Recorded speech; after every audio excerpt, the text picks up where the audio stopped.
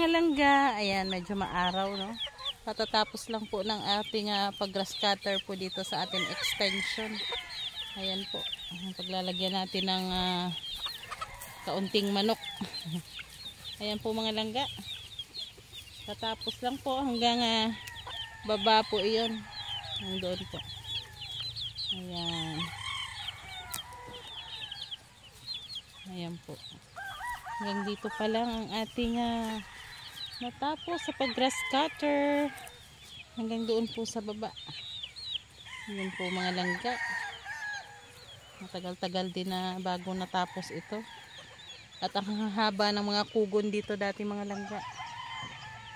So pagkatapos natin pinagamas, pagtubo ng mga damo at kugon, ayan, pinasundan natin ng grass cutter. Ayan, ayos na siya. Ito naman ang susunod natin i-set up. Lalagyan natin ng mga hulunan ng mga manok, dapuan ng manok. Ito, ayan yung mga pinatanim natin noon na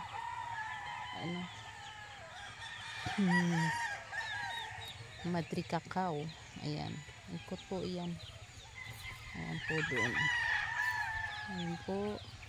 Doon po may mga manok na po doon mga langga. Ayan. Ayan. So, dito tayo sa malilim at mainit. Umaraw siya ngayon. Yun lamang po mga langga. Unti-unti lamang po at matatapos din po ito. Ayan. Unti na lang. Kahapon. Sobra pa ang damo dito. Ayan. Ngayon okay na po. Sana ma-set up na natin ng maaga naman ito. Ayan. Thank you very much po mga langga.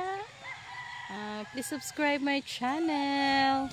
Paki-support naman po para po updated po kayo sa aking mga next videos. Thank you, thank you.